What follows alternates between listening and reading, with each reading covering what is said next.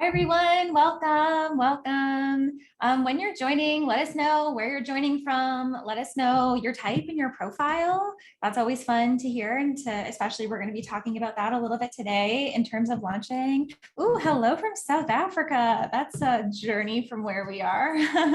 Yeah, Very cool. Jess, where are you again? You're in Colorado, right? I'm in Colorado. I'm right in the middle of the US. Yeah, very cool. Oh, Heidi, she's also from Mexico. She's just joining. Thanks, Karen. Yeah, my hair is wild here. There's no option except for this when I'm here, the humidity and all that, Someone like messaged me yesterday. Was it yesterday? I think. Because I was talking about getting my eyebrows done and my hair and whatever. And they were like, you're so ready for Leo season. Like everything is like, big and liony. Emily from Stockholm, a 46 MG.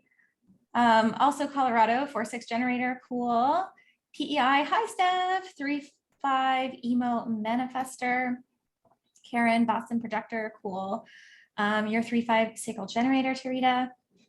We got a lot of 4.6s on so far. A 4.6 sacral generator from Las Vegas, another 4.6. Hello from Hungary. Hi, Eva. Full moon in Leo. Yes, exactly. From Germany, California, another 4.6. Oh my gosh, all the 4.6s joining today. Another 4.6. This is wild. Beth, hi Beth from Oakland, a 5.1 emotional generator, a 4.6 splenic projector, a 2.4 emotional manifester. Same with me, Toby.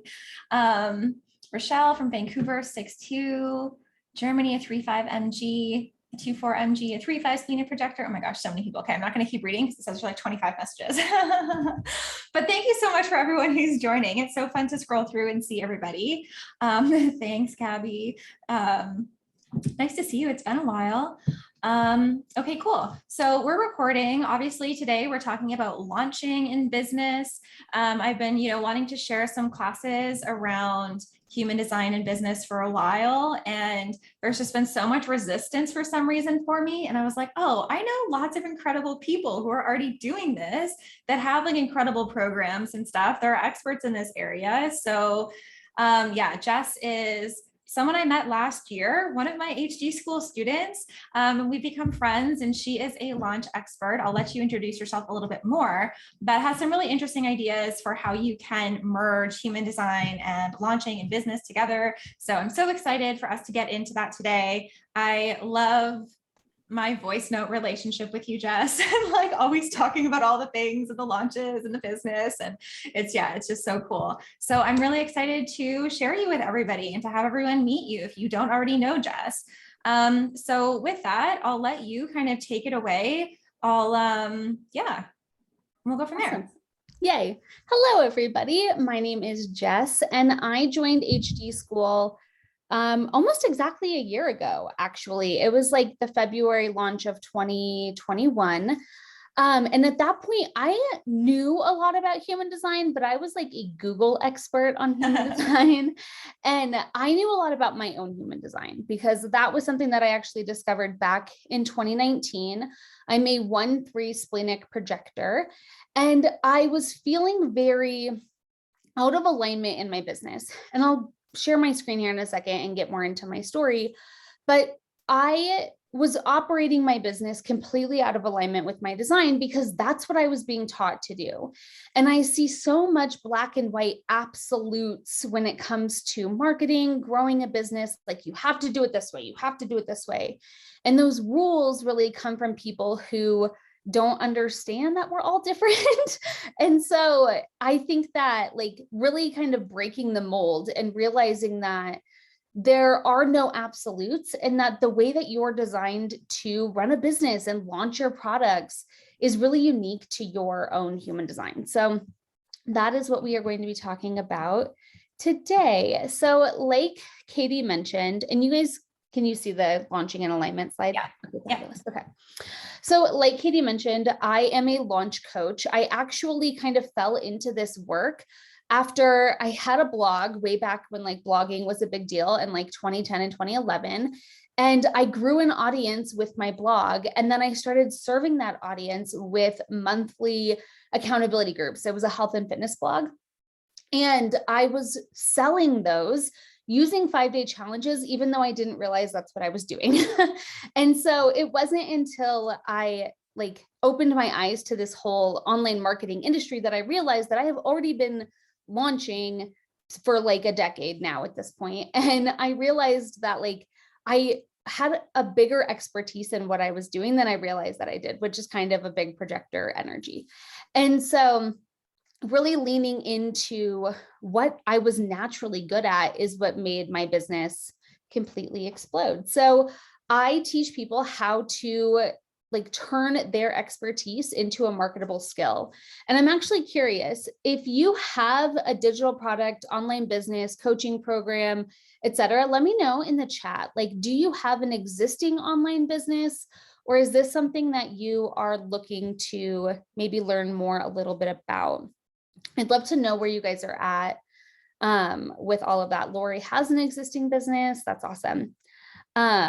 Looking into, just getting started. Yes, I have an online business. Looking to learn more. Oh my gosh, and there's a lot of comments. Okay. Cool.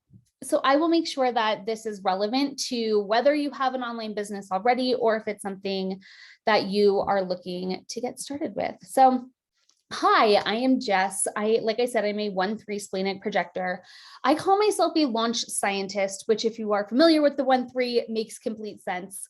And coach, I really have learned a lot about leaning into the 3 energy. And I teach people a lot to experiment with things, everything about online business, everything about your life in general. Hey, Trisha, 132 is an experiment, in my opinion. And I think that we can learn a lot through leaning into the experimentation, even if you don't have a 3 in your profile.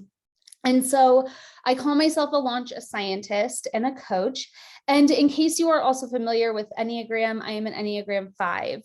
I have a lot of thoughts about how Enneagram and human design overlap, and that's something that I would love to rabbit hole more into at some point in my life. But I thought a separate class on that. Exactly. We'll do another class on that. Let me rabbit hole, then we'll do a class on that. But that is something that I wanted to offer up in case you're also familiar with the Enneagram system. So in this training, I'm going to be talking about the right and wrong way to launch, as well as introducing your launch archetypes, which are based on your human design type. I'm also going to show you how to unleash your little secret superpower, which is one of my favorite things to kind of sprinkle in, and then help you make aligned launch decisions, and then help you to actually apply this into your business. So I'm actually going to go back one for a second and talk a little bit more about my journey into human design. So I discovered my human design back in 2019 when I was like knee deep in projector burnout. I had been learning from another mentor who I am pretty sure is a manifesting generator. I don't have that confirmed, but she was teaching me how to launch like a manifesting generator. You were supposed to go live every day, sell every day, create a new product every single month. And if you're a manifesting generator, like, yeah, that sounds amazing. And my little projector heart was like, I'm dying inside. And I knew that like, that was not the way that it was supposed to work for me. And I didn't really know how to put it into action until I realized that I was a projector. And I don't know about you guys, but learning human design was not so much for me a discovery as like a coming home and a recognition of like, oh my God, that's why I'm the way that I am. Rather than like trying to figure out who I was, it was more of like somebody holding a mirror up to me. Yes, you guys are resonating with that. Yeah, it was validation, totally. Yeah. And so I think that like, that's what really helped me see that there was more to this system than like a traditional personality test. I have an open G center, so I'm obsessed with personality tests. For a long time, I was like, just tell me who I am. Like, I don't know who I am. And human design really helped me realize that like, I am exactly who I am meant to be, and that all of the weird things about me are actually on purpose. And yeah, we've talked a lot about like undefined G, especially around like business and branding, and all of the things. And so really realizing that one, this person who I'm learning from is not built the same way that I am, and that's okay. And that maybe not everybody is supposed to launch the same way is what really kind of cracked my life right open. And I realized that if I'm not supposed to launch like this, maybe the way that we're all being taught to launch isn't taking into account that we all have different energetic signatures. And that was when I started to really dig deep into the rabbit hole and ultimately find Katie, who has been so good for my one, because Katie is so incredibly thorough, as you guys know, in HD school. My one is like, give it all to me. And then my three is like, I have to apply it all at the same time. Did you have something to say, Katie? No, just laughing. Just laughing at me. And we've laughed a lot about like various examples of the 1-3 energy, like meticulously researching a recipe, but not fully reading it until you are in the middle of it and realizing it's going to take like 3 days to make donuts when you thought you could do it at one time. Yeah, relatable. So it really applies to all areas of your life. But I have found so much joy in helping people come back into alignment with their human design in their launches. And so if you're in a place where you're trying to start a business and different pieces of advice are falling short for you, or you're like, this just does not feel good, or maybe you've gone through a launch and you've come out the other side and been like, oh my God, I need to hibernate for an entire week, and you're not a manifester, because that's totally normal for a manifester. But if you are not, and you're feeling like I cannot people forever, then this I think is going to be really valuable for you. So let's dig in. The first thing that I'm going to talk about is really going into the types. So this is going to be a big meaty piece of it. And we're going to go one by one through the energy types. And what I've created are like launch archetypes based on each energy type. So I will go through all of them. Then we're going to talk about profile lines, because I really think that your profile lines are like your secret superpower, right? They have really surprising, but also very applicable and information for you in your marketing strategy and in your design. And it's something that I feel like, yes, like 5-1 would be your profile line. So you have a 5 and a 1. So those are your 2 lines. I feel like there's some information out there about online marketing and human design, but nobody is talking about the profile lines like I have kind of connected these dots. And so I'm excited to share that with you guys today. And then I'm also going to help you tap into your authority to make decisions. And I think that that's a really powerful thing too, in really realizing like how you are uniquely designed to make decisions in your business. So I wanted to say that there is no one right way to launch, and all the fill in the blank, step-by-step proven blueprint formulas have kept you from tapping into your greatest asset in your launches, which is your own energetic design. And so if you have tried to follow somebody else's proven system or do the step-by-step or plug in a blueprint that doesn't feel in alignment to you, it will never feel good. It will never be in alignment unless it is in alignment with your unique energy. And so that's what I'm hoping to help unlock for you today. And I'm going to actually minimize the chat because I have squirrel brain and I will get distracted. No worries. I'll keep an eye on it. Cool. And if there's any questions, feel free to stop me and we'll go into them. Yeah. Awesome.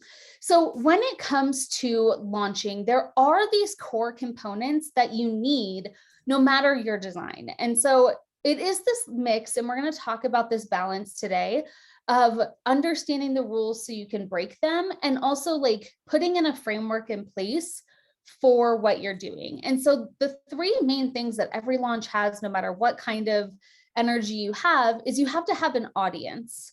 You have to have people who are interested in what you're saying. And we'll talk about how each person should grow an audience and how to really connect with your audience, because that is unique, but you have to have an audience. So that's step 1. Step 2 is you need to have an offer, and your own offer can also be really unique to your design. And we'll talk about that too, and how to really create offers that feel in alignment with your energy. And then the third thing is you need a sales mechanism. And what I mean by that, because that's very like launchy, online businessy words, is something that sells your product. So what I like to look at this as in the online business world is like a challenge or a webinar or something, which is typically a value added opportunity that is followed up with a sales pitch. So that is what I mean by a sales mechanism, something that presents the sale or presents the opportunity to people. And again, this is something that is unique to your design and like works specifically based on how you were created. But how, when, and how often are all up to your unique design. So we're going to talk about that today. And the 3andMe is bringing me to say again, like it's all an experiment, right? I want you to go into this and not say, I'm a manifestor, so I have to launch this way. Or like, I'm a projector, so I have to do things this way. As a projector, it drives me freaking crazy when people who don't understand projectors are like, you have to wait for the invitation and you're not allowed to sell unless you're invited. Like, and there's all these rules that is just a misinterpretation, right? I'm going to talk all about projector sales. I am wildly successful in my business as a projector. You can make a lot of money, and I have examples of people who are in their projector energy. But there's these like boxes that we tend to put ourselves in, like, oh, I'm not a manifesting generator, so I can't do that. And I don't want you to do that. I don't want this to be like, here's another set of rules that you have to put yourself into a box. I want you to try it on and see how it feels, and then listen to your authority, which we're going to talk about, to get back into alignment. It's all an experiment to kind of get you closer and closer and closer to alignment. Yes, I just want to like interject for a second for two things. One, I love that you actually like talk about those three different pieces of like the audience, the offer, and the launch mechanism, because I feel like sometimes when we talk about like energy in business, it's like we kind of like negate the fact that you actually like there's certain things that you need in business. And listen, they can show up a million different ways, but it's like if you don't have any experience in that realm, it's tricky to just like follow your authority when you have no idea what's going on. And I love the experimentation piece. I'm a huge fan of the saying like learn the rules so you can break them, and it's like I'm all for that with this, where it's like the whole point of design is to build trust with yourself, to build an understanding of yourself and your own authority, to understand how you work. And when you have a good understanding of that, that's when you can like break the rules and do your own thing because you get it, right? So yeah.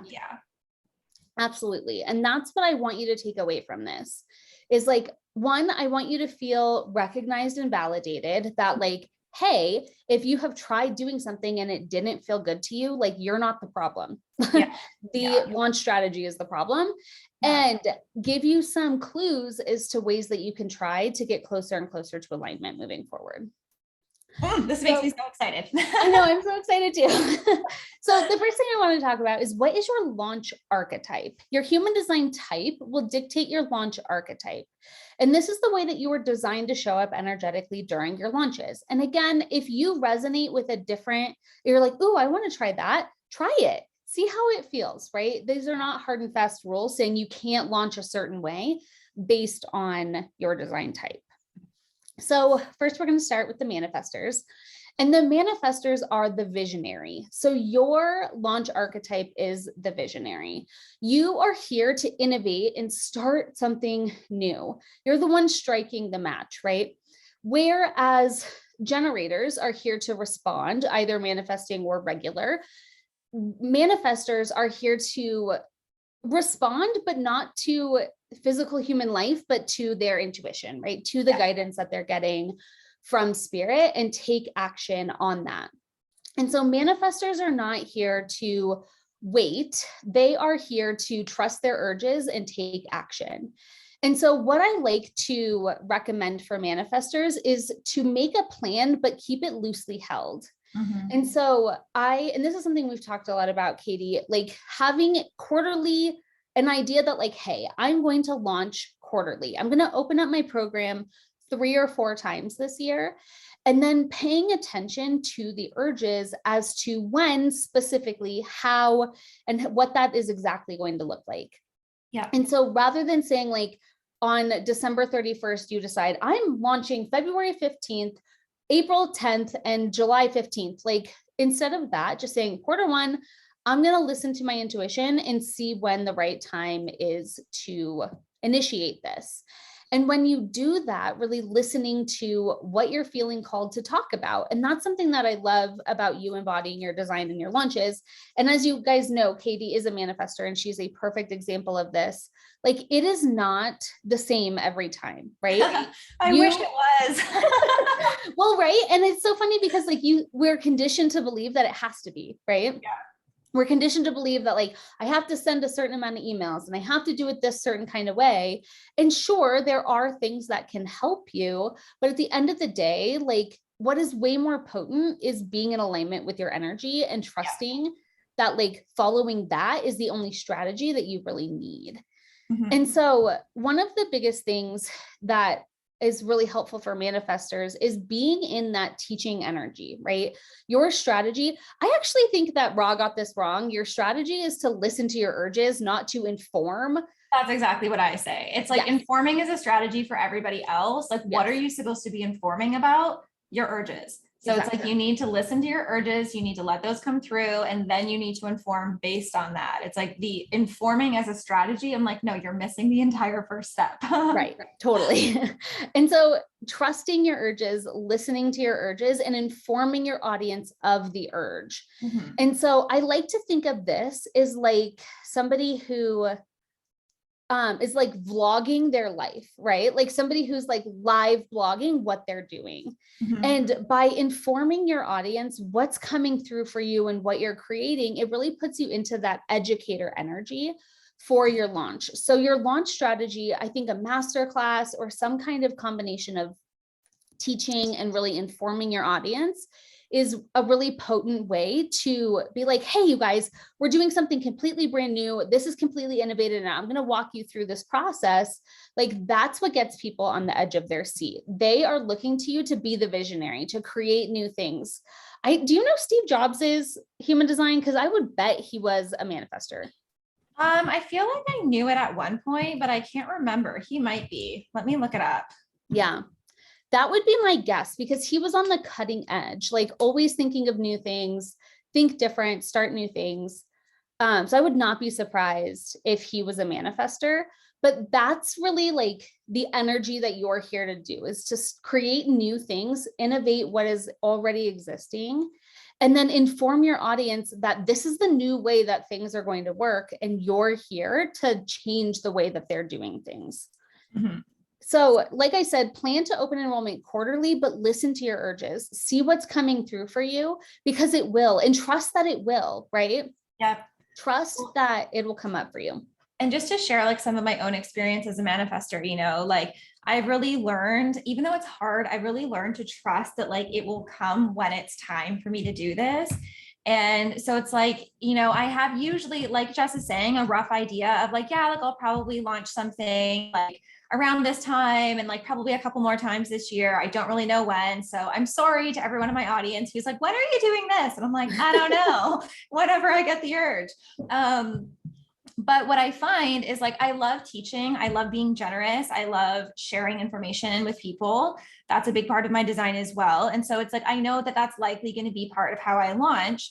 But whenever it's like, what am I going to do? Like, what specific topic am I going to share? Because there's so many things that I can share. And there's so many things that I've already created, which I could easily just reuse.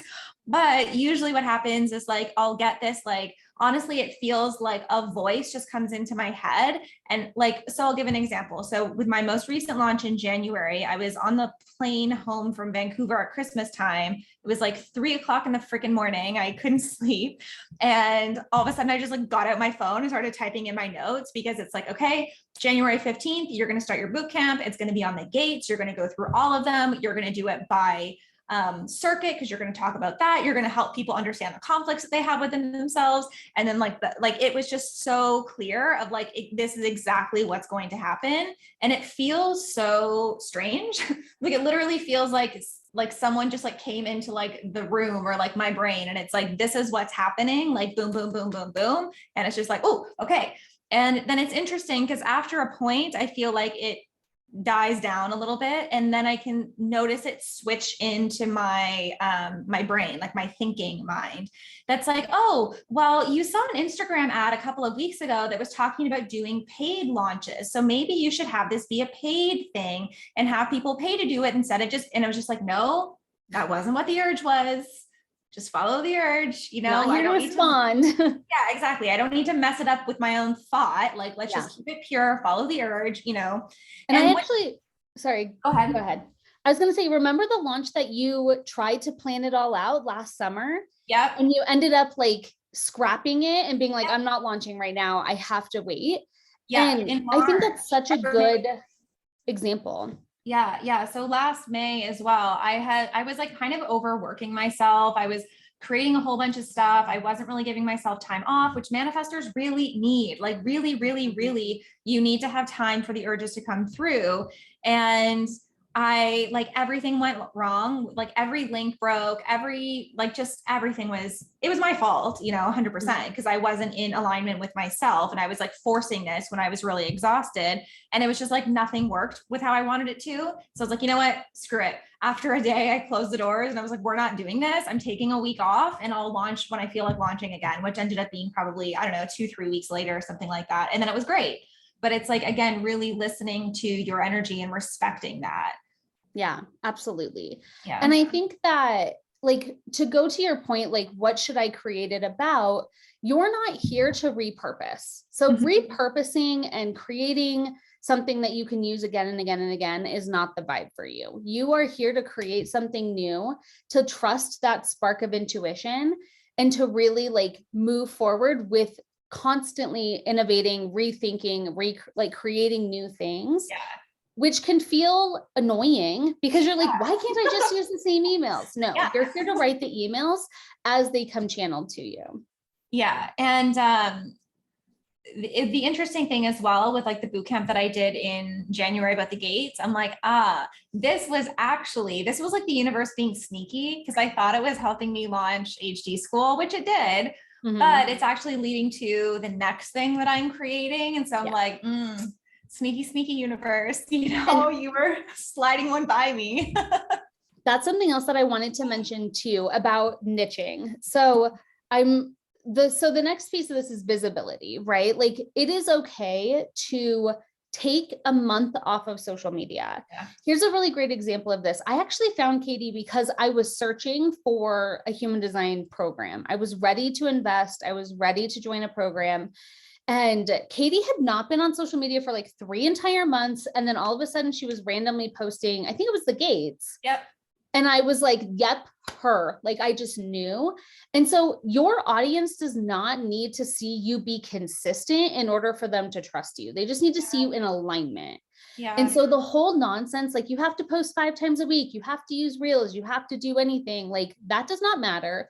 The only thing that matters is you being in alignment with what you're creating. You're here to create when you feel aligned to create. And if you don't feel like creating for 3 months, that's great. Trust it. Yeah. So with that, and back to the thing about the gates and your new urge, is with your niche, you are here to initiate and then walk away. And that I think is that shows up for manifesting generators too, but in a much faster time frame. You are not here to be like known for one thing for the rest of your life. You are here to start new things and move on.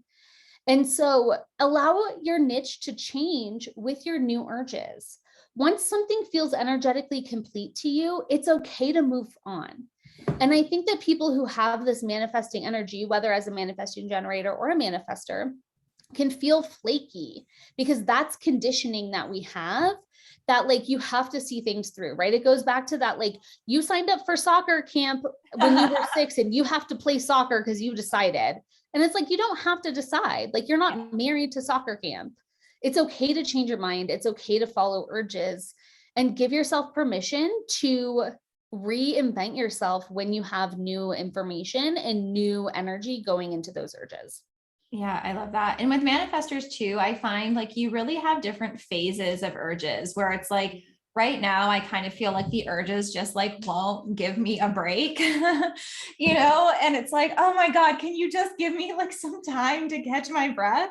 But then I know there will be periods of like longer rest where it's like I'm really not doing anything. And like to your point, it kind of shocks me how inconsistent I can be and still have a really successful business. I'm like, what? I can take literally 3 months off and not post a single freaking thing on Instagram and people are still going to buy from me later. Like, I didn't think that was a possibility. So it's like really forgetting the rules that other people have told you, you know, for everybody, right? Yeah.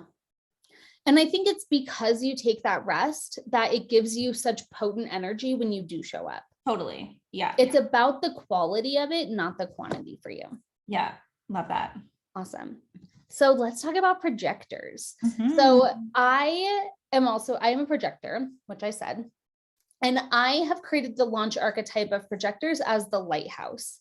And I love this visual because literally, like, we are here to stand up in the dark and cast light to guide ships coming in. And it is not your job to like make people follow your light. It's not your job to only light up because there are ships. It is your job to light up regardless. And I actually had a coaching call with a client of mine who is also a projector. And I came up with this really great analogy that I'm low-key obsessed with. Do you guys remember those old like camp flashlights that you had to crank to get the light? That is what a projector is. You have to crank your flashlight and really recognize yourself and pour into your own light in order to create light. Yes. And so I want you to really think like it is not your job to only light up the harbors that other people want. It's not your job to do that. Your job is to stoke your fire, to crank your flashlight and shine your light. And this is such a powerful shift from the way that a lot of people show up online, right? As we know, the majority of the world are generators and manifesting generators, and their job is to respond, which I love. I love that. I think it's so cool. But our job is not to respond, right? We are not here. Oh, and going back to manifestors, you're not here to ask people questions. You do not say like, hey, what do you guys want to hear from me? Your job is to like listen to the guidance and tell people what they want to hear from you. Yeah. Occasionally I'll like ask people on Instagram being like, hey, like just curious, what do you guys want? I'm going to do what I want to do, but I'm just interested, you know? Like just vote on my poll, but I don't actually. Vote on my poll, but I'm going to do whatever I feel like. Exactly. That's what I do with my Stitch Fix things. I'm like, tell me what you think, but I'm going to do what I want. Yeah. And that's the same thing with projectors too, right? We're not here to respond. We are here to guide. We are here to light up and allow the right opportunities to come into our harbor. And so this is an energy that I have had to really come to terms with as somebody who is a launch coach.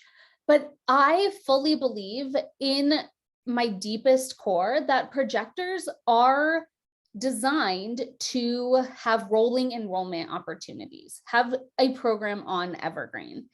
Is it in alignment to show up occasionally and do a live launch? Yes, I do think that the two things work together, but I think that that is a very generator and manifestor energy to like put yourself out there and like ask for the sale. And so rather than that, what I have found so much more success with in my own energy and something I'm really deconditioning and leaning into moving forward is having the systems in place for rolling enrollment and evergreen enrollment, meaning that people can join your programs whenever they feel called to. And that is the invitation. And so by giving yourself an opportunity to invite invitations with your recognition, and that is by cranking your own little camp flashlight, by being inside your lighthouse and like lighting that bitch up itself. Because when you are a master of your craft, when you are sharing your expertise, when you are like really guiding through your own experiences and really leaning into what you're doing for you and sharing it with the world, that will attract the aligned opportunities to you. And then having the systems in place to allow them to call that in. And so I like to have this with some kind of an opt-in opportunity. So like if the top of your launch strategy is a webinar, have a recorded webinar where you are shining your little projector light and sharing your guidance with the world, and have it be behind an opt-in, which in like techie terms is like people give you their email address and then they get the thing. That's an opt-in. That's an invitation. Mhm. When somebody is like, hey, Jess, give me that training, that's an invitation. You are then being invited to share that information and the follow-up launch opportunity where people can join your program. But giving people the open opportunity and not like making it follow any of these like cart open, cart close, pressured time, DMing, none of that vibe, right? You are here to trust that the right people are going to come to you and give them, like, have the systems in place to enroll that. And a really great example of this, if you do not follow her already, is Haley Burkhead. She's the creator of a program called Recurring Profit, which teaches people how to sell on Evergreen. And she makes multiple seven figures with a high ticket group coaching program that is on open enrollment. And her job is to show up and serve her audience, share her guidance, share her expertise, and allow the right opportunities to come in. It's an invitation only, or it's a application only program. So the application is the invitation, and she gets to choose who gets to come into her energy or not. But she runs a very successful business with one program that is on constant rolling enrollment and bringing in the right people at the right time. Jess, sorry, can you just say her name again? It was Haley Burkhead, right? Burkhead, Burkhead. Yeah, that's what I thought.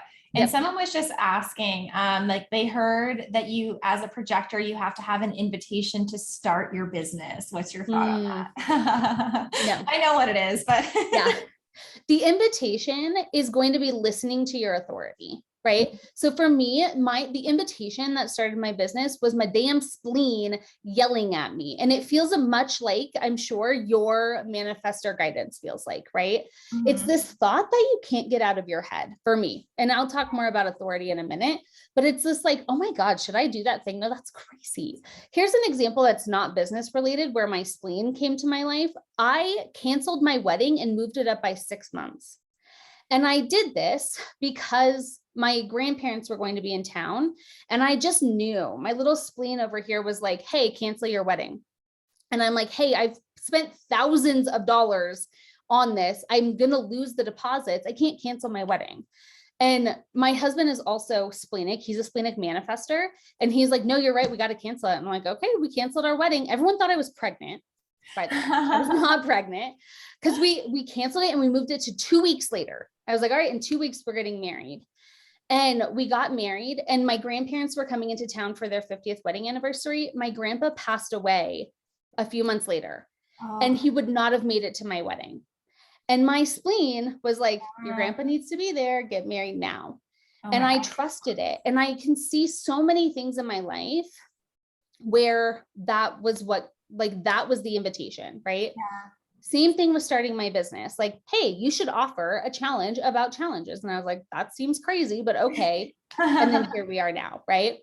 Yeah. And so the invitation is not somebody asking like, hey, would you teach me this? Sometimes it is, right? Sometimes it's somebody asking for something. But oftentimes, like if you want to start your business, listen to your authority and then become an expert in that thing, right? It's cranking your little stove and share what you're learning.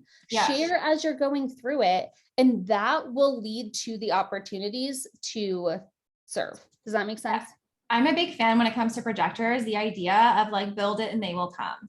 It's like not build it because someone invited you to build it. It's like, and you also can't build it for other people. It has to be like, I'm building this because this is something that I feel excited about or passionate about, or it's like, I'm getting this thing for my authority to do. Like I'm getting this guidance.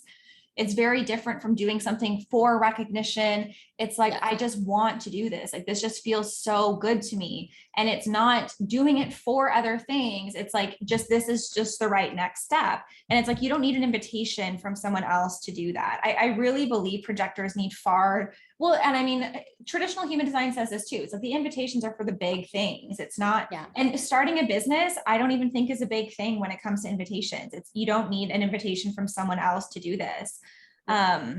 Yeah. So I Yeah. appreciate you saying that too, Jess. Thanks. Yeah, of course. Yeah. And invite yourself. Like, Yeah. listen to your, like, as projectors, we have to recognize ourselves and we have to invite ourselves, right? Yeah. We have to crank our little light first. And so whatever you feel passionate about and you're like, oh my God, if you're like me, like you can't stop Googling things, then like maybe that's an indicator of like when you get into the level of mastery of something, that in itself is an invitation to dive deeper and to share it with the world. Like you are called to share, and that will attract the aligned opportunities. Yeah, totally. And I think especially in our world of like social media, it's so perfect for projectors to be able to like share what you're excited about, start a podcast, create an Instagram account, create a TikTok, create a YouTube, create a blog, create a whatever. But it's like those kind of one-to-many platforms where it's like the invitation is kind of implied if someone chooses to follow you or chooses to find you. And then it's like you're free to do what you want. And it's very different from like cold calling people up to be like, I have this thing and you want it, blah, blah, blah, blah, you know? Completely agree. And yeah, it's showing up and like doing it for the sake of you, not for recognition, right? Doing it not because you want to be like the best person, but doing it because like it lights you up and you can't help but do it and share it. I love that. Okay, next let's talk about generators because there are so many of you. I like to think of generators as the architect, right? You are here to build an empire, though I hate that word because it's very colonization so focused, but a better word than empire. And I really looked for like a synonym and I couldn't find one.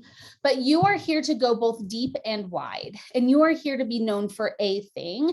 And when you find that thing, the more, much like a projector, the more you feed it, the more that you dig into it, the more you can build an entire ecosystem around that thing. And these are people who like have one niche and it is your niche, right? You become the go-to in your thing. I had a client who is a generator and I love her niche because it's so random. She is very well known and very successful as a dog groomer. And she has a TV show on HBO about dog grooming. And so like it is something that whatever lights you up, whatever is the thing that like you cannot get enough about, you are here to like explore every single avenue of that and to architect it. But here's the thing, it's not something that you spontaneously think about like a manifester. It's something that you respond to. It's a response. So when you think about your business, you're existing in like this like on social media and people are talking about things and you're like, I could do that better, right? Like, I have thoughts about that thing and that's what's going to really spark the thing that you create your empire about. And so you're here to like change an industry based on in response to what is currently taking place. And so as far as launching goes, I recommend having some kind of regular frequency.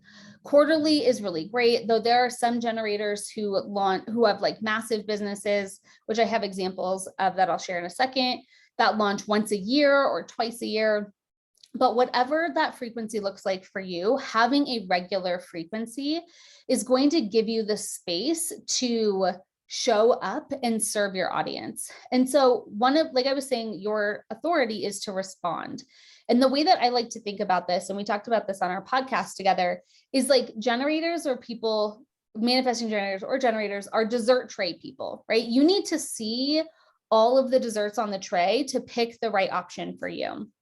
And you need to really like run it through your sacral and say like, do I want carrot cake? No, I don't want carrot cake. Do I want chocolate cake? Yes, that's the one. And so when you are scrolling social media, this is actually a really helpful practice for you because it will spark responses. It'll give you something to respond to. And so you are here to listen to your audience, right? You are here to poll people. You are here to do market research and say, hey, what do you guys want to learn more about? Or, hey, people are asking questions about this. I'm going to respond to that.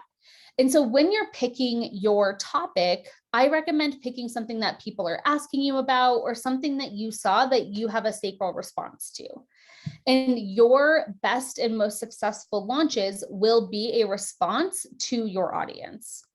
And I recommend, so one of the launch strategies, like a webinar or a workshop, I recommend for you guys is a 5-day challenge, because it gives you the space to show up and really go deep with people.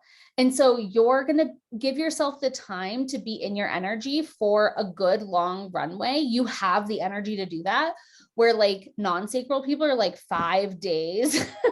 Can I nap in between them? But you have the energy to really give powerfully for an entire week or even longer, and really use that energy and go deep with people and use it as an opportunity to respond to the things that are coming through to you. And like I said, you respond well to structure and plans. So you will definitely be served from like copy and pasting. So if something worked in the past, taking the things that worked and re-implementing them, where a manifestor necessarily wouldn't, because you're here to create things based on what's coming through to you. As far as visibility, you're here to abundantly share your expertise. There is no limit to your capacity, right? So when you are doing the things that light you up, it is like a never-ending little engine, right? And so the more that you dig into things, the more that you respond and you're like, oh, I want to learn more about this thing, or I want to do more about this thing. That is what is going to really light you up. And so it's okay to like go on different tangents with your marketing or with your content, because it's all about the same thing, right? And so it's like, explore what you're doing and abundantly share that with your audience through your content. Jess, we just have a question from Rochelle. She's saying, I'm an undefined G generator. And she said she has a hard time with being super niche. It feels like she's too in a box. She has a few topics. Is that okay too? Yeah. My kind of perspective on it is like, over time, you might continue to respond and get more specific, but it's also, it's like, it's what you're responding to. So it's like, that's okay. Yes, I totally agree. I would listen to what you respond to and what you like. I believe that responses are like a maze. And when you open the right door, more doors will lead you deeper and deeper and deeper. And so if you respond to something and open a door and it's a dead end, allow it to be a dead end. And wait for the ones that you open that open more and more and more doors. And you will naturally find your niche by exploring the things in the right timing, right? And I think that's another really big thing for generators, is trusting that like not everything needs to be responded to right now, but the things that are giving you the biggest sacral hell yes are the things to respond to. And then trust that like, if there are more responses down that hallway, that's the right hallway for you to keep responding down. Yeah. Yeah. And like, I can preach about the right timing thing all day long.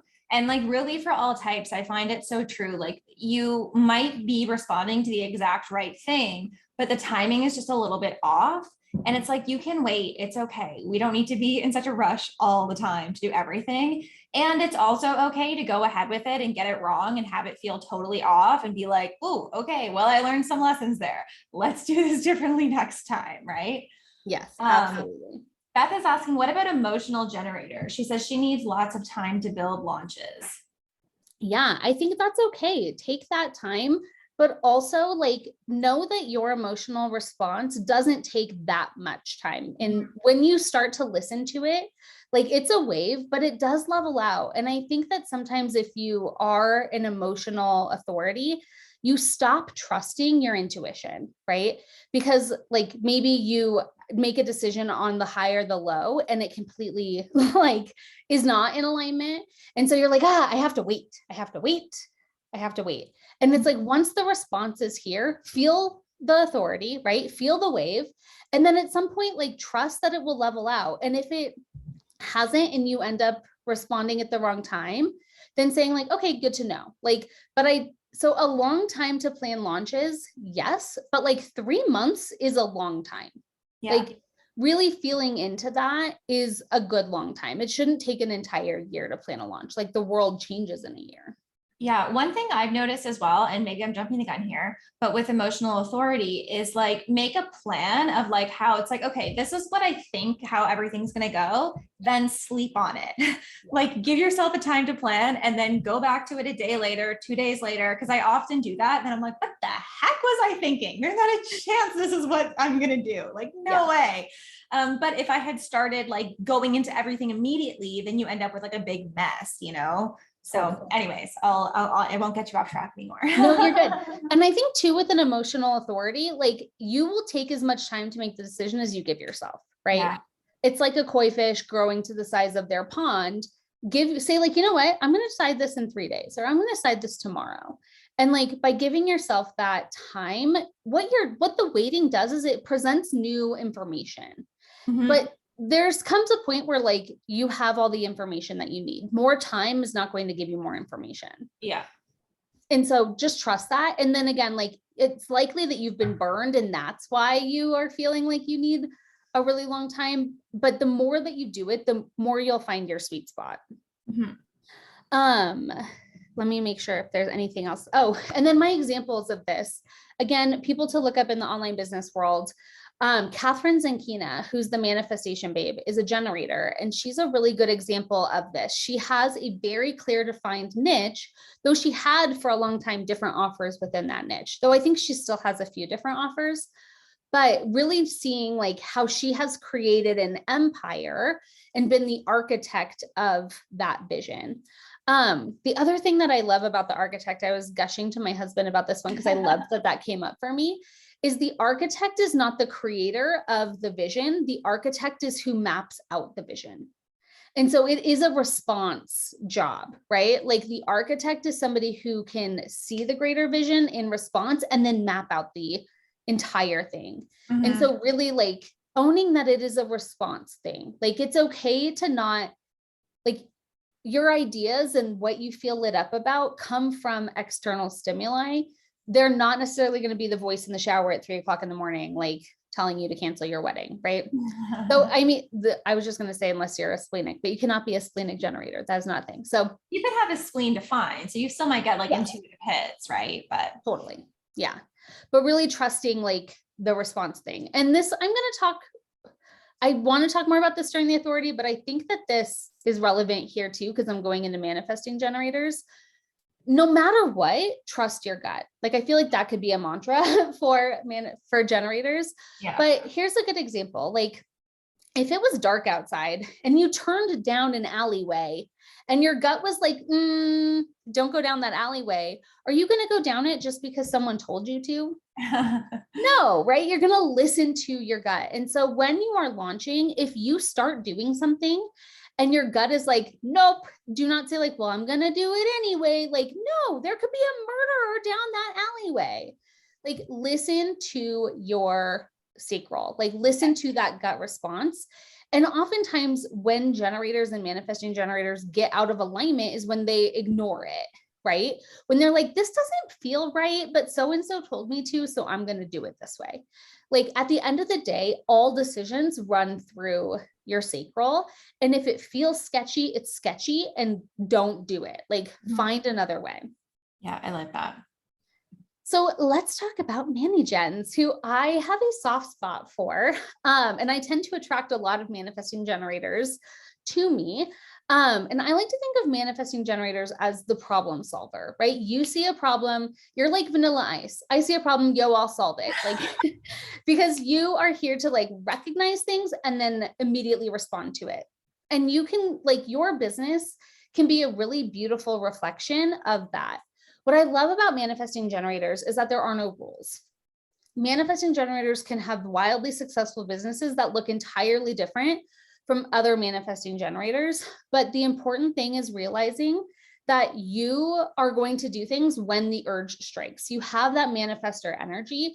And so you are listening to the urges and the responses. And so really like what that means is when you see something and the urge is like, you got to talk about this, or you got to launch this, or you got to create this, trust that, right? Trust that the opportunities that are being presented to you that you are responding to in a big sacral urgy kind of way are the things that you should respond to. And again, like with time and learning how to read your energy, you're going to find the right balance for you. So, for example, the person that I was learning from was showing up every day, serving her audience every day, and launching a new thing every single month. And that, I'm sure, lit her the F up, right? And she was wildly successful at it. She has a 7-figure business. And it's because the response to problems that her audience was experiencing or were experiencing, or however you conjugate that, is what was creating those launches, right? Like she was like, okay, my audience has this problem. I'm going to create a program that solves it and sell it right away. And because she had the pulse, like her finger on the pulse of her audience, she was able to respond and create programs in that way. And so that's a really aligned way for a manifesting generator to launch, to grow their business, is to have this like problem solver archetype who sees the things that need to, go back. I'm trying to like bring it up forward again. Sees the things that need response to, and then creating the solution to that problem. And one of the biggest things that I think that manifesting generators are conditioned around is niche, right? And this is one of the biggest pain points for manifesting generators. You are not here to niche down. You are not here to do one thing. And that's what separates you from generators, right? Generators are here to create an empire. You are here to solve problems. You're here to see things differently and create solutions for the people in your audience. And so I like to think of it this way. You are the brand. You have no niche. People follow you because of you. They follow you because of your energy.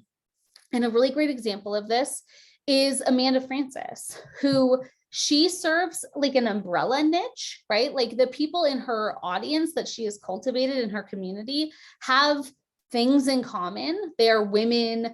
They tend to be somewhat entrepreneurial or want to be entrepreneurial. And they are served by her offers in a multitude of ways. And now that she's been in business for a long time, she isn't so much creating new things as like using the dessert tray, right? And so one time I heard her say on an Instagram, either post or live one day, like years ago, she was describing her launch strategy. And she said at the end of the month, she sits down, or at the beginning of the month, she sits down and she tunes in and she's like, what do I feel called to talk about this month? And by the 5th of the month, she tells herself that I'm going to decide what it is. She pulls a program off the shelf and promotes it that month. The doors close at the end of the month. The next month, she gets quiet. She listens to her intuition and she launches it again. And she launches something else. And that is how she rolls through her business. And I think that's so beautiful, right? It's response to her audience. She's listening to the room and responding to them. She has different offers that she can pull out, whatever she's feeling called to talk about. She sells it and she moves on. And I think that like it keeps her lit up and not feeling burnt out by one offer. When she wants to, she creates a new offer. She just created a new one a couple months ago, and just trusting that like when she's in response to her audience and when she's trusting the urge of what she wants to do, that's going to bring the aligned things to her.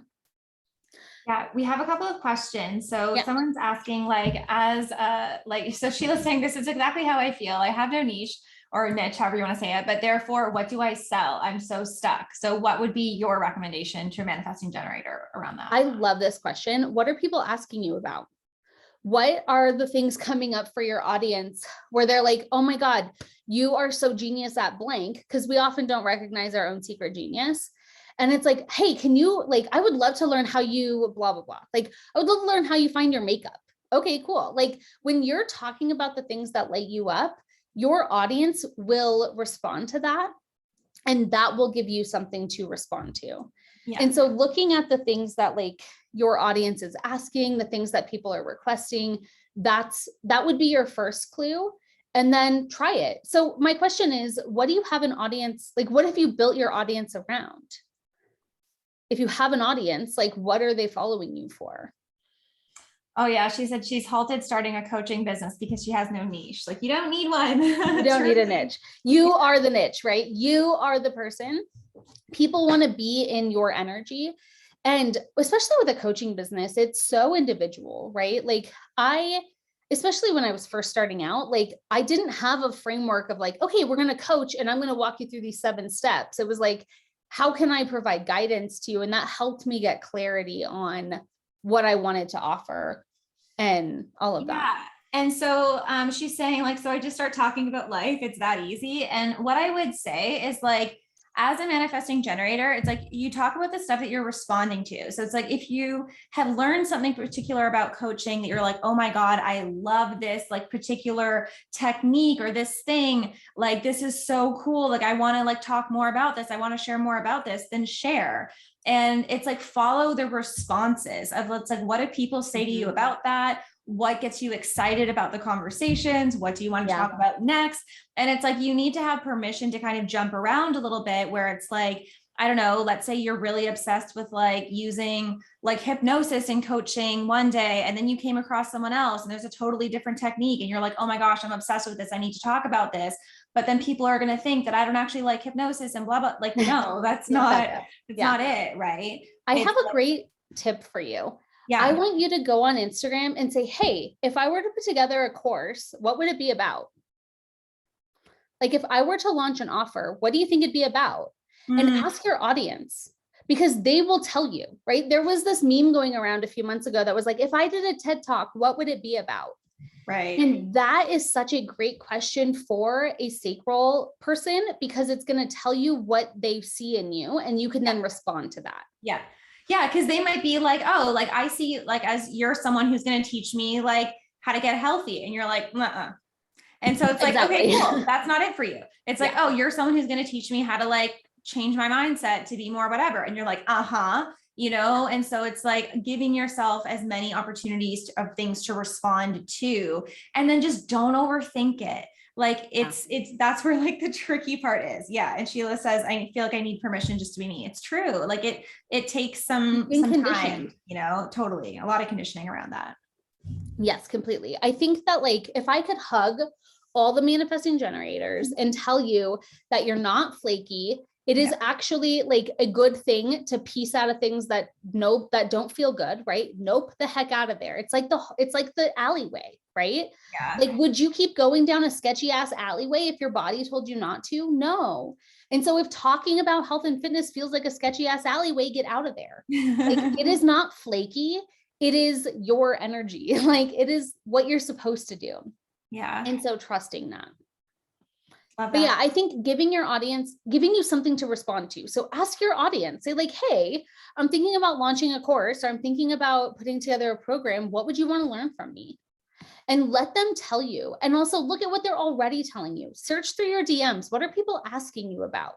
And then what are you lit up by, right? Like following, if you're really into budgeting right now for yourself, maybe that's something, right? Share the things that are really lighting you up. And then listen to the response and see where people are like, oh, I would love to learn more about that. Yeah. And like Tanya's asking, like, what do I do if I haven't got an audience yet? Start building one. Yes. No one was born. Well, that's probably not true now. No one in our generation was born with an audience, you know? Kids maybe the Kardashian children were, but like exactly. Our generation was But not. Most people are not born with an audience. Yeah. And so it's like, again, start building one where it feels exciting to you. Do you do you enjoy spending time on Instagram? Do you enjoy writing? Do you enjoy writing emails? Do you enjoy making videos? Do you what is it? And it's like, start doing that there, you know? Yes. Yeah. Totally agree. I started growing an audience when I had a blog, and I was blogging about my health and fitness journey. And that's how I created a coaching business, because I was sharing what I was doing. And then people were asking me questions, and then it like parlayed into that. So like, look at the things that you're doing. What are you interested in? Like, I know Catherine Zankina started Manifestation Babe by posting manifestation memes. And she created an Instagram account and was like, I love like inspirational quotes. And that's how she started her business. And so like, grow an audience by following your urges and let it expand. Let it like start a manifestation account and let it end up being like a cooking account. Like, it gets to be something different as you become the brand. Yeah, totally. So like I said, visibility wise, abundantly share whatever interests you, whatever that is. So if you're building a house right now, share about that. If you're learning how to cook right now, share about that. If you're learning about human design, share about that. And really like talk about the things that are interesting you, and you will attract the people who want your response, right? your audience is looking for your take. You are the brand, right? You are the person that they are interested in learning more from. It's not necessarily about what, it's about getting your perspective on things. I mean, influencers abound, right? Like there are people who follow people for no good reason. Like, why do we follow these people? And it's because we want to be in their energy. And that's the exact same thing with you. People will want to be in your energy when you are lit up. It is magnetic to them. Yeah. And so just do the things that light you up. I'm trying to make sure that I didn't have anything else. Oh, and then I also wrote down, you are most in alignment when you launch as a response to an urge, and your energy can be fleeting. So it's okay to fly by the seat of your pants. Like it is okay to have an idea on Tuesday and launch it on Friday. Yeah. Like it is important to take fast action as a manifesting generator. It's when you overthink things and you think like, I don't have an audience. Like maybe they don't want that. Like if you have something that you've responded to with the urge to do it, take fast action and trust that like, that's when the things are going to flow. That's when you're going to be most in alignment. All right, now let's talk about reflectors. I like to think of reflectors as the moderator, but like not in like the sense of being moderate, but like in the sense of kind of like a Facebook group moderator, right? Like the person who's kind of checking the energy, moving things around and moderating the community.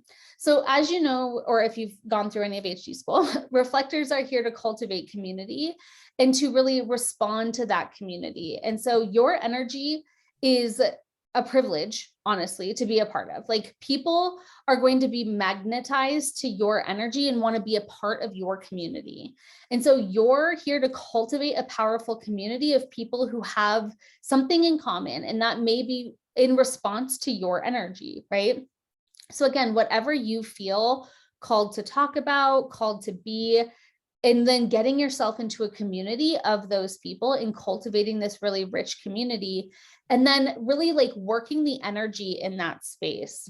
And your business should be in response to that community. You see what's working and what isn't, and you have a unique perspective on how to make things better for that community of people. And so your offer should be a response to the community, to the energy, and so I feel like suffering is such a big word, but like you should make things better for the community. It should end even like low key suffering in a community. Mm-hmm. And so you see what is and isn't working inside of a space, and you should lean into that. Also, like allowing whatever is delighting you. I love that you use the word delight and not surprise. I think that surprise feels very like kid's birthday party, like jumping out of a box. But like as a reflector, the things that like brain tingle you, the things that just delight you, like sharing that and like using that to improve the energy of the community and of the collective is going to be the most powerful way to show up for your audience. And I also want to say, like, give yourself a lunar cycle before launching. So if you are delighted by something, sit with it and really let that cultivate, pay attention to the energy, and then launch something, right? Then move forward and listen to the needs of the community as you are going through that. And so your niche is not so much around like a specific topic, but it's the community of people that you've cultivated. And again, by being in alignment with what lights you up and what excites you, you will cultivate an audience of people or you will get into communities that you are here to serve. So just trusting your interests and trusting the communities you find yourself in, and know that you're here to kind of read that room and then also make things better for them. Yeah, I love that. And I think I just did a podcast last week, I think it was, with two of my reflector friends that are launching in their business right now. And I think like, it's so cool because like in terms of what they're launching, even it's like, to a degree, it's like they're selling their like services as a reflector to be able to like reflect what's going on for people in their business, to help them like launch their businesses and, figure out who they are. And it's like, it's going to be such a cool group that they create. It's a group program. And so I just think like, oh, it's going to be so great. And it's so aligned for reflectors. So if you want to see like a reflector launch in action, Yes. go check them out. Yeah, it's Becca from HD Undefined and Jules from Miss Juliana James. So they're both like, it's really interesting to watch and to see how their reflector energy like works with this. I love that. Another like launch and offer style thing for reflectors. I think like a group coaching program is chef's kiss, but so is a membership.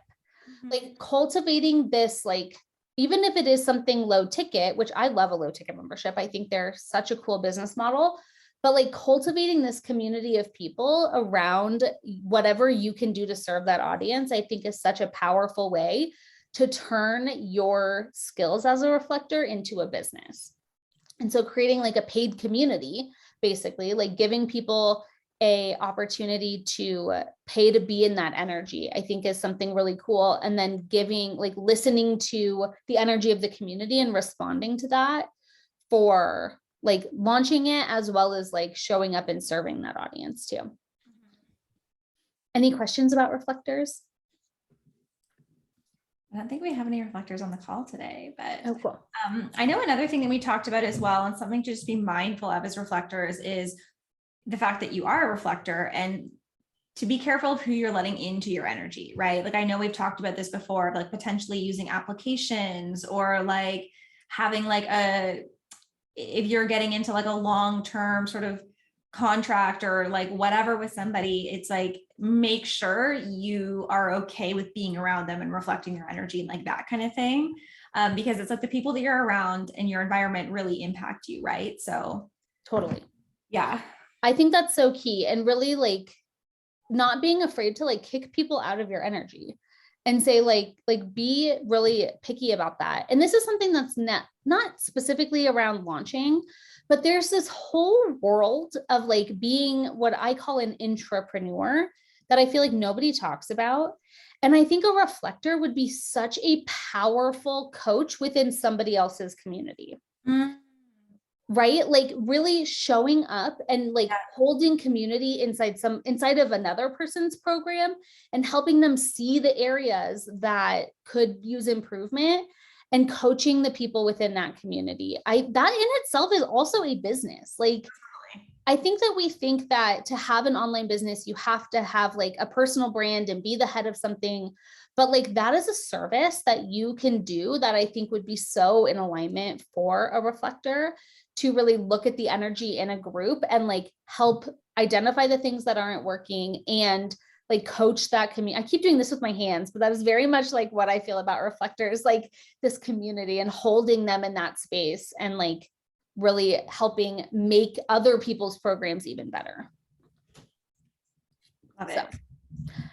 So let's dig into profile lines. I knew that the types were going to be a little bit timey, so we're going to go through these. But what I love about profile lines, and I don't know about you guys, but this was something that really took my understanding of human design to the next level, right?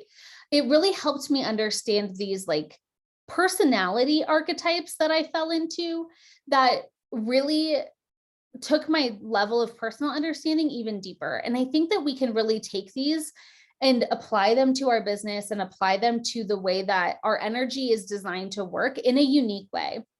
So your archetype is kind of your general like guiding point of like, this is how your energy is meant to respond in a launch circumstance.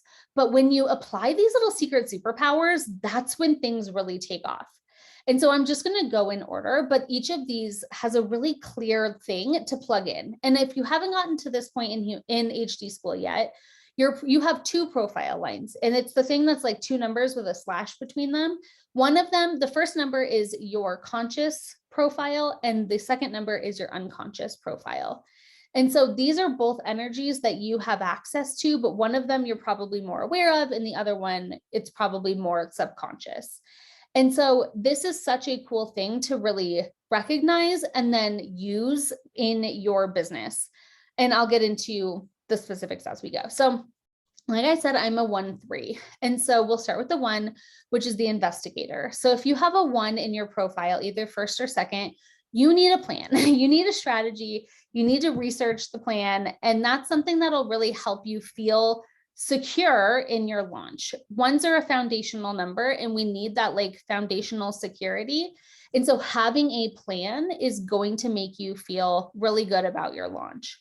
So leaning into that and saying like, I have a 1, I need a plan. And if you're like me, if you're a 1-3, you have a plan, you break the plan. That is the plan. Exactly. But having that plan, if you're a 1, is going to give you that like security going into your launch. If you have a 2 in your profile line, I don't like the name Hermit. I feel like we need to rename these things, but if you I have heard some people refer to line 2 as the natural, which I think is Okay. another good way of referring to it. Yeah. I like that better. So you deepen your learning through teaching. And I think this is such a really powerful energy to show up in your business, is that the more you teach something, the more you learn it. So if you don't necessarily feel like an expert yet, it's probably because you haven't taught it enough. And this is actually a technique that they use in learning theory. Like I actually went to school to be a teacher, and one of the things that you do to learn is you teach. Mm-hmm. And so this is such a powerful way to deepen your learning and understanding, is by teaching it to others. So serving your audience and really being in the energy of teaching to learn more is going to be a really powerful superpower for you. So allow yourself the opportunities to teach, do master classes, do webinars, give really valuable educational content, have a podcast, give yourself the chance to learn through teaching. The 3 line is the experimenter, which your energy is to not overthink things and just jump in, take action, and you will learn as you try things. So you are the person who needs to start the recipe before you read that you need to refrigerate the dough overnight. Like that information will come as you are going through it, because that's when you're going to get the information that you need. I also like to think of this, and since you're in Mexico, this is a perfect example. When you are in Mexico, like there are parts close to the beach where like the jungle is so thick that you cannot see through it. Yep. And instead of being like, I think I need to get over there, but I can't get through, like you just got to machete that shit. And that's exactly the energy of a 3, is you just have to start slicing and start moving and trust that every step is going to unveil the next step for you. And so jump in, like that is your design, is to jump in and learn as you go, and be willing to not know exactly where you're going. Lean into the other number that you have for that stability, but like know that you're going to learn as you go, and you're going to learn from what you're doing. And that's really where the lessons come from. Number 4 is the opportunist, which again, not my favorite name, but I think that Rod did not consult me, which is rude. Rude of him. But this is actually, the 4 is where this really started to unlock for me, that like these profile lines are hella important when it comes to business. So as a projector and a 1-3, I have very little 4 energy in my chart at all. So for me, like building relationships with people feels very arduous. I am an introvert. I don't like people in general. And so like if we have a relationship, it's because you're special to me. But for a 4 line, networking and relationships are key to your business. You are somebody who wants to get in rooms with other people. You probably got on Clubhouse. I walked very far away from Clubhouse. Like getting into the room is so important for you, and your sales will be a reflection of your network. And so I have a friend who is a manifesting generator and has a 4. I don't know his other number, but he's a lawyer for entrepreneurs. His name is Joey Vitale. And like everybody knows Joey. Like do you know Joey, Katie? Yeah. Yeah. Exactly, right? I don't know him personally, but yeah. Right. But he is like a master networker, because he has this 4, and he did it without obviously knowing it. But like, you know, that networking and building relationships with people is key to your business. Mm-hmm. And so lean into that as a 4. Know that like the more you network, the more that you can get in the room with other people, the more success that you will bring to yourself, the more opportunities you will bring into your business. Yeah. Sorry, do you mind if I interrupt you for just a second? Please. Yeah. Someone's asking, like in the chat, people are talking about other line numbers and whatnot. Can I just share my screen really quickly to show people where they can find this out? Yes. Okay, cool. I'll do that now. So your profile, this is me, by the way. Hi. Your profile is here, this 2-4, right? I find this the easiest way to look. So if you're in mybodygraph.com, go to the My Body Graphs section, not the Talking Body Graph, scroll down and you'll get to this statistic part and see if any of these lines really stand out. So for example, I'm a 2-4, so I'm going to be looking at the second line and the fourth line that Jess is talking about, but I have 8 third lines. So that's something else to take into consideration for me, right? And sometimes there will be another line that really stands out and sometimes there won't be, and that's totally fine. Like there's a lot of people that are going to be a 2-4 profile and they're going to have like, 6 second lines and 8 fourth lines kind of thing. So often I would say it tends to be where it's like there's not another line that really stands out, but like some other people are saying in the chat, like, oh, I have 10 fifth lines, or I'm a 3-5, but I have 8 fourth lines, like something like that. That's what they're talking about. So that's when you can go to look. Your profile lines are going to be the most important anyways. So you don't have to go deeper into it if you don't want to, but just that's what people are talking about to clear things up a little. Okay. Yeah. Back to the show. I love that. And that's so helpful. And I think that looking at those extra lines are like bonus lines, right? Like those are other energies that you have access to. Yeah. And so that's why I don't like to break this into profile, one, because there's so many of them, but also like the lines, you have energy, you have access to that energy. So even if you are like a 1-3 with a whole lot of 4 energy, you can lean into that networking and really growing those relationships, even though it's not in your profile. Yeah. So the 5 is actually kind of the opposite of the 4, which I think is so beautiful. I think 5 energy is so interesting because it is a projected energy, but I think the reason why this is so powerful is because of that projection. So 5s will have the greatest impact on people who they do not have a relationship with. And so in fact, like you may end up being friend zoned. If you are building relationships with people, they may not see you as somebody who can guide them and teach them as a leader. You may end up in the friend zone. And so not building relationships with people intentionally and really allowing yourself to be like the guide on the hill is going to be a better energy if you have that 5-line energy. Mm-hmm. And so trusting that like you are here to impact people you don't know. You do not need to have a personal relationship with the people in your audience for them to buy from you. I think I have a lot of 5 in my lines. I will go back and look, but like my favorite sales are the ones where I'm like, I don't even know who that person is. And I have people buy things on my evergreen program that like did not subscribe to my list before they bought. And it always makes me, and that's why, I mean, I think I have this in general, but I love seeing that because it's like, see, like, you don't even have to be on my list to buy from me. Like you can see my program and know that it's the right fit and buy. And I think that that's such a powerful energy to realize that like your audience is bigger than you think it is, especially if you have this 5-line energy. You don't need to know their name or email address. They don't have to follow you. They don't have to engage with you. Like engagement is a vanity metric, you guys. Don't pay attention to engagement is not an indicator of sales, especially with that 5 energy. Like people who don't even know you will buy from you because your energy is magnetic to them. Yeah. And then the 6, I think, is such a powerful, these are all powerful. I say these things all the time and I'm like, Jessica, stop it. But like the 6 is also a really cool one because you are here to delegate.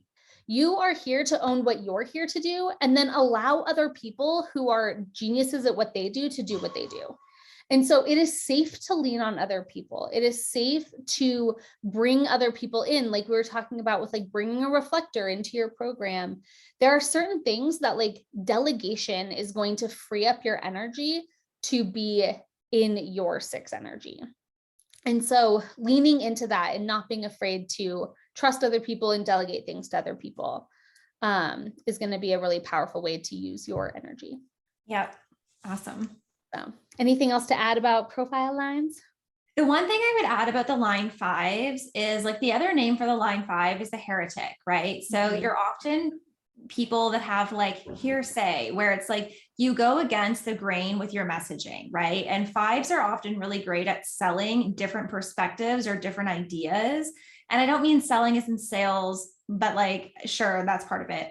but like they're great at like Shifting perspectives. yeah, shifting perspectives, introducing people to new ways of thinking of things. So with that comes a little bit of courage, I would say, because, and Jess, I even see this with you, right? Like a lot of I was thinking that I'm like, I really think I have this vibe. You do. Yeah. Well, I mean, yeah, like, you know, with some of your messaging, you're like I've noticed lately, you're kind of calling bullshit on a lot of stuff in the industry, right? So it's like that like heretical perspective of like, this is different of how people are doing things. And so it's like having the courage to really be true to yourself and to share that, because people are going to project all kinds of crap onto you about like, oh, well, I thought you were doing this and I thought this thing and you should be working on that. And so it takes a certain amount of like strength and courage in yourself to not let other people's projections get you off track, and to say the things that are maybe against the grain of what other people are sharing. Yes, I totally agree. And I'm actually pulling up my chart right now because I'm super curious. It's under statistics, right? Yeah, under statistics. That's funny. I only have 3 in the 5th line, but still, I think that this is very true to me too. And it takes courage, but also trusting that like when you are in alignment and when you're sharing the things that light you up, it's okay to not be for everybody. Yeah. Right. And it is, so I think that the way that this shows up actually is that my conscious Mars is we were just talking about this, weren't we? It's the triggery one. Like I'm here to trigger people. You have the gate of provocation. You're unconscious. Thank you. Provocation. So, yeah, you're the gate 39. So you're here to like be like, wake up, people. Totally. Yeah. Okay, so then let's talk about making decisions within the context of your launch. So oftentimes, like we will head down a path and completely ignore that it's not in alignment for us because it's just what everybody is telling us to do. And so, like I said, everything that we've shared here today is energy that you get to experiment with and try it on and see how it feels for you. But you have this really cool, like, detector that like these little alarms that will go off if something is not in alignment for you. Mm-hmm. And so leaning into that authority and trusting that like your sequel is not going to let you walk down that shady hallway, like listen to if you're doing something that's not in alignment, stop, right? There's a reason that your body is telling you to stop. And so really trusting that over any guru. Like if any guru is telling you to do something that does not feel good to your authority, it's okay to listen to your body, right? There's a reason why your authority is your authority. And so we'll start with sacral because that is the most common one and most powerful one, is trust that gut response. Like if you're in resistance at all, I feel like about most things in your launch, if you're hesitating sending the email, if you don't want to go live, like if something is not a hell yes for you, there's a good chance that it's not in alignment. And it's like, take a step and be like, I have a second, like, what do I want to do instead? Look for something else to respond to. And so trust that like the things that don't feel good to you don't feel good for a reason. Yeah. And just before we get too far into authority, I want to remind you that when it comes to launch decisions, this is about all decisions, because I find I'm really good at compartmentalizing things of like, these are business things. So I'm going to follow my strategy and authority for my business because I know that it's very clear that it works for me. But then I have this whole other category of life things where it's like, oh, that's a waste of money. That's a waste of time. I don't need to do this. And it's just like, no, really, like, when you get that kind of guidance or your authority is like communicating to you to be like, hey, I know you thought today you were going to send like, or organize like 7 emails to send out, but go to the beach. And so it's like, okay, and so it's like learning to listen to your authority for things outside of like strictly launch decisions, because there is not really any, like, it's all one. But anyways, I'll let you back to it. No, yeah, I totally agree. And it's a muscle, right? Yeah. Again, we have been conditioned out of listening to our authority. We have been conditioned to listen to your head, listen to logic, listen to whatever it is. Or like, again, just because there's so many of you generators, like if it's a hell yes, or if it's not a hell yes or a hell no, like that does not resonate with me because I don't have a hell yes or a hell no odometer in my body, And so if you don't have that, like listen to your authority and really like let that be your guide and build that muscle up. The more that you trust it, the more that you'll be able to, or the more you do it, the more you'll trust it. And the more you trust it, the more you can rely on it. So the first thing is that sacral, like don't go down the hallway. It is sketchy. It's okay to trust that. The second thing, or the second one is the emotional. And this is, correct me if I'm wrong, this is the second most common one. Emotional is the most common in terms of Okay. authorities. So it's like, but about 50% of people will have emotional authority, but 70% of people are going to have the sacral. And so it's like of those 70% of people that have the sacral center, because they're either generators or manifesting generators, I don't know, however many percent of them are going to have emotional authority. So Right. yeah. That totally makes sense. So with emotional authority, we were talking about this a little bit earlier, but like allow yourself to feel those feelings and then make the decision when it's no longer charged. Yeah. And I think that maybe that is like the indicator of when you're ready to make a decision.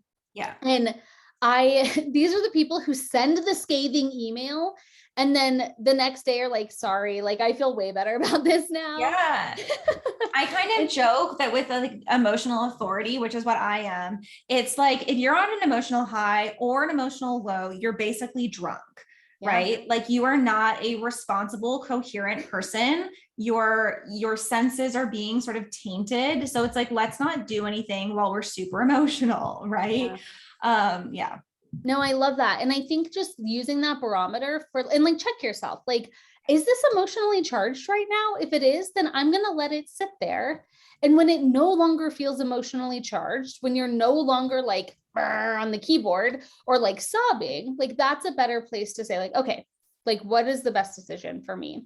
And so riding that wave, give yourself that space and not making decisions when they are emotionally charged one way or the other. Yeah. And this can even look like you're really excited to do something, so you commit to it and then like you instantly regret it. Mm-hmm. Try not to do that. Like if you're really excited about something, that is an emotional charge. Yeah. Be really excited and say like, oh my God, I'm so excited. I'm going to decide this later. Yeah. It's hard. Not, like impulse shopping, basically. Yeah, I feel you. So riding your wave before making decisions, or like it's okay to reverse your decisions, right? It's okay to start a launch and be like, you know what, this is not the vibe.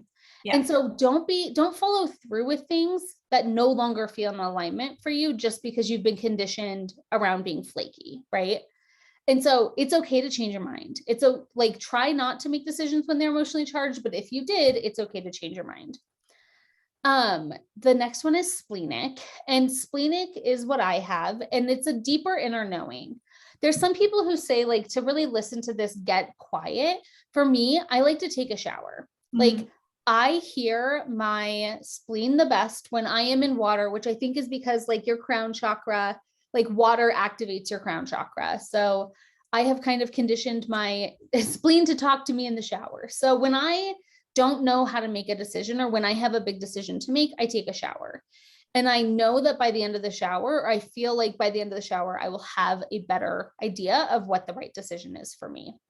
And so when it comes to making decisions in your launch, if you are struggling to make that decision, take a shower, see what happens. For your ego and the heart, I think these are different authorities, but I think that like the guidance on this is the same. Like really looking at the big vision. This is where I like to like create almost like a, like, what would Jesus do? But like, what would next level Jess do? Like, what would the version of me who already has what I want do? And so trying to like take yourself out and look at like, what would the big vision version of me do? Not like the fear version of me. And when you can start to kind of separate yourself from those decisions and say like, okay, well, what would I do if I already had what I want? Yeah. Another thing I think is really great for ego authorities, whether you're a manifestor, like ego manifested or ego projected, is I think it's Amanda Francis that says this, of like, what would I do if like no one would be mad at me? Mm-hmm. And like there was no kind of negative consequences. If no one would be mad, no one would be upset, like what would I do? Because it's really about like, what is true to you in your heart? What would you do if like there wasn't an impact, if no one was going to be upset, if like all of this stuff, and that can help you make the decision of what's really true for you. And just remember that what's right for you is also right for everybody in your like environment. So yes. the aligned decision is always an alignment for everybody else too. Yeah. Like when you are coming at it from a place of alignment, it feels good for you and it feels good for the other people involved as well. And so really like kind of taking yourself out of the emotion of it and like, what would I do if I knew that it was going to all work out in my favor? Mm-hmm. And then for the self and environment, like it's good to talk through these decisions, especially with somebody trusted. Yeah. I am grateful that I don't have this because I married a manifestor who is also a 6 on the Enneagram and is like captain worst case scenario.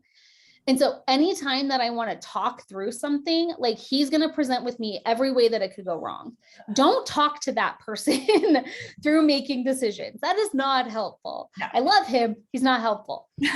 So find somebody who asks like, well, what if it went right? Like ask somebody who you trust to give you honest feedback, but that isn't like captain worst case scenario. But really like, because here's the thing, at the end of the day, their opinion is not what you're looking for. Yeah. You just need to hear it through your ears. Yeah. And the way that our bodies work is that like we process things differently when we hear them versus when we think them. Yeah. And until you talk it out, you are not going to be able to get all the information. So even if it's just like to yourself, saying it out loud will help you process it. Yeah. Or like creating a voice note to yourself or something if you don't have someone else. And the other thing is I'm a big fan for these types to preface your communication to be like, hey, I just need to talk this out. I don't want any feedback or like opinions or ideas or whatever. I just need to like verbally get this all out. Is that okay? And like, if they say yes, and it's like, cool, let's go. Yeah, I totally agree. I had a client once who literally, I was just her sounding board. And it was such a great relationship for her. Cause I'm like, yeah. And she's like, no, yeah, I totally have my decision. I'm like, cool. Glad that I could sit here and hang. And sometimes you just need somebody to talk things through with. And then for lunar authority, like waiting for a lunar cycle and listening for new information and just trusting that like, cool, I have a decision to make. I'm not feeling rushed into making that decision. And I know that the right information will come to me and the decision will become clear if I sleep on it for about a month. So, and giving yourself that space. Yeah, I love that. Any questions or anything about authority? We had one about, is emotional authority linked to the self and environment? And so I said, no, it's not. But often I think for all types, and Rick made a comment below as well about this, that like often talking things out, like you said, we process things differently when we verbally talk them out versus when they're just in our head. So it can be useful for all types, you know, like Totally. Regardless of what it is, if it's something that you feel like gives you clarity, again, you're the boss of your own life, you know, so feel free to do whatever feels good to you in terms of getting you to that point of clarity. The other thing that I think about talking it out that helps for everybody is it presents more information. So if you are an emotional authority, the reason you need to wait is because more information is coming. And so it's not that like you shouldn't make decisions quickly. It's just that there's more information waiting for you. And if you still feel emotionally charged about it, it's because you don't have all the information yet.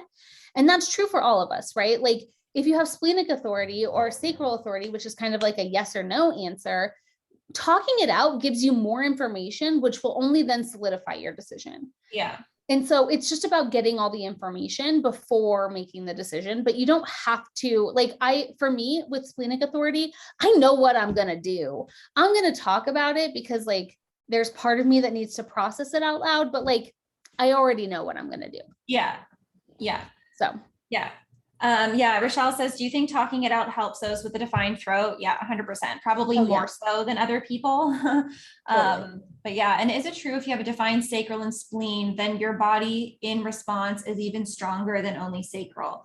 So Tarita, the way that I look at it, if you have the sacral and the spleen, if they're connected together, so if you have like the 5720 channel or the 3457, wait, no, what am I trying to say?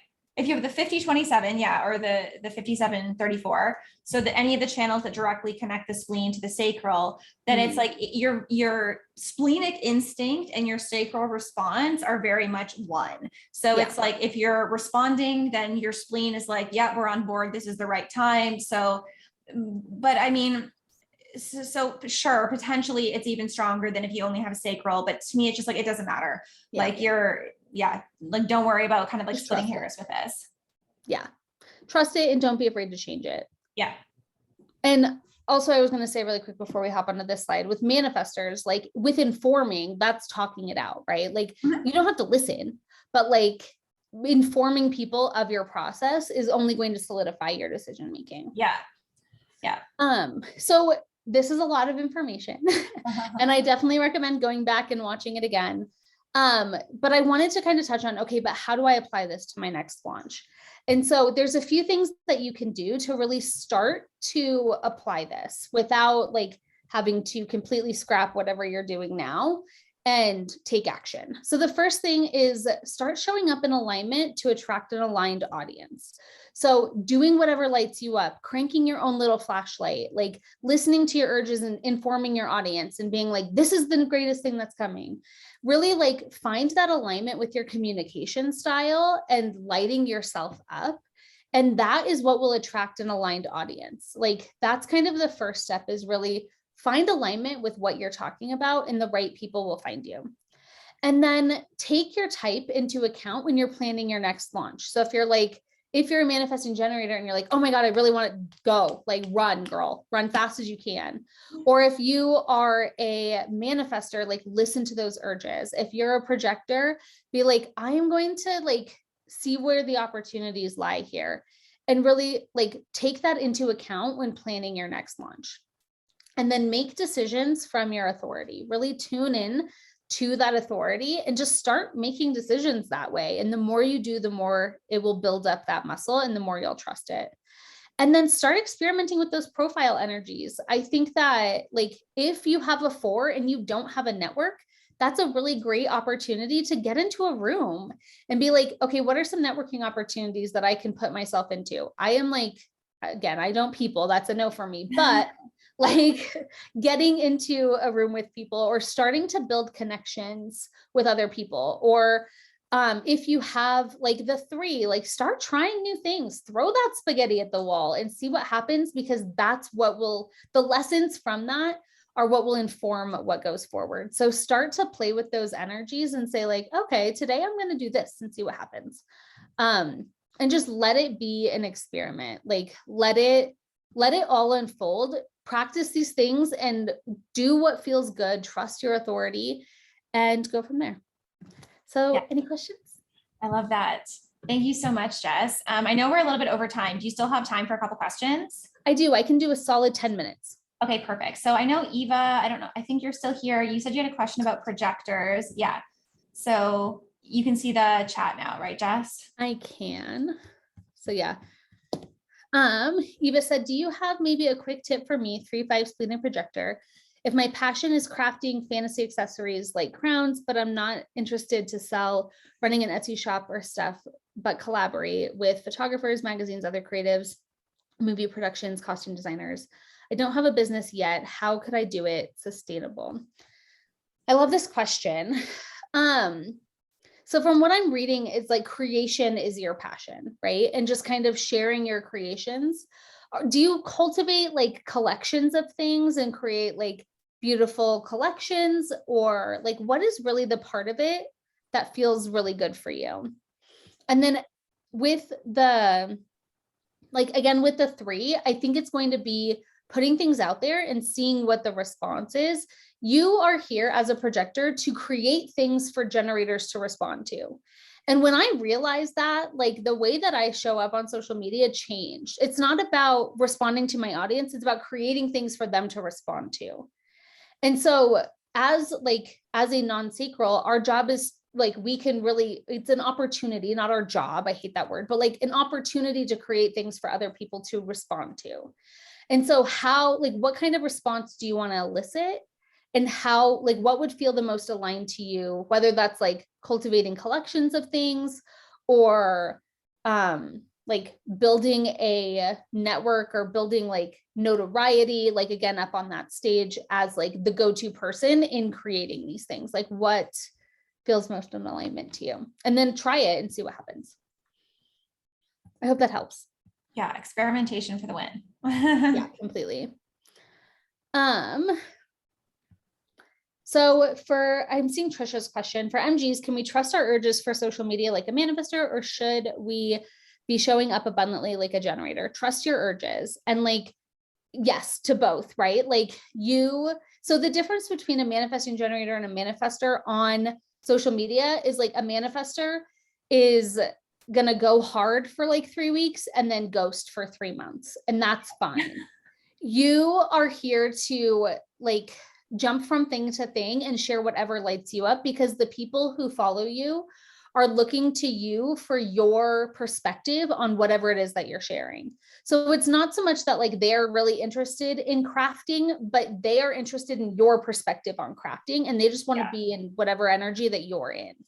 I know a couple of manifesting generators that I find what works quite well for them is when they have that kind of like urge around something, is like they'll batch a bunch of posts for something and then like post on this one topic, and then it's kind of done. And by the time this batch content is done, then they're like onto this new thing, or they have like something new that they can respond to that they're excited to share about. So yeah. Yes, I think batching content for generators in general, both of you, is a really solid strategy. Yeah. Like following the energy as it comes. Sheila said, as a man gen, I've written notes for years when the urge has come to teach things. I've never followed through. Do you think it's too late to go back to those? It sounds silly. I think it's not too late, but they're kind of on the shelf. I think that following the thing that you feel the urge to now and responding to whatever is the urge in front of you is probably going to be more in alignment than going back to a past urge. But I love that you have like this notebook of ideas, because the fact that you have fleshed these all out has given you like, you know what to do, right? It's just getting into the right hallway and following those urges. So Jess, I just posted the one that Amy asked earlier down at the bottom. I scrolled back, so you don't have to. Oh, perfect. Thank you. I will jump to that one and then I'll go up to Crystal. So Amy said, I'm a projector 1-4. I felt led to get off Instagram and create a Google biz for my sound healing. I get calls here and there. I felt like that person to person was more my style in networking. Now I'm led to do a homemade organic food biz. I was invited because I just enjoyed making immune soup for my friends, and they paid me. Gotten a lot of recognition. Sorry.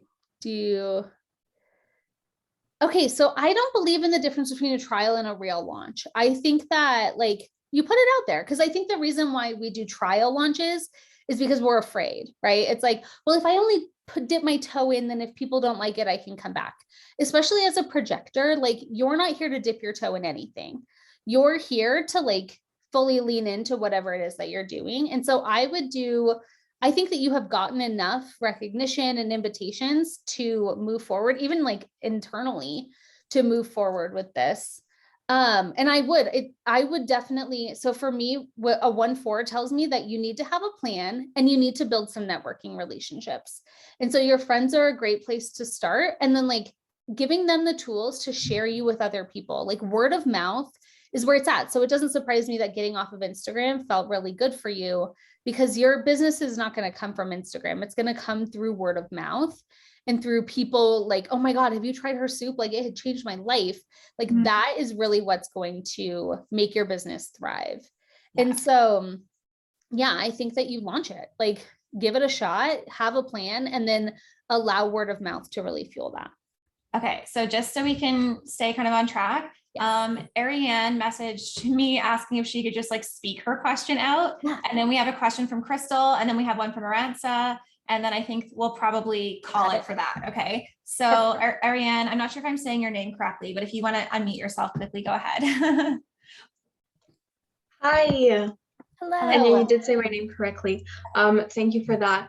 I was wondering, so I am a manifesting generator with also emotional authority. And for manifesting generator, you said that we should follow like what we're being lit up by, which is really great, what we're passionate about.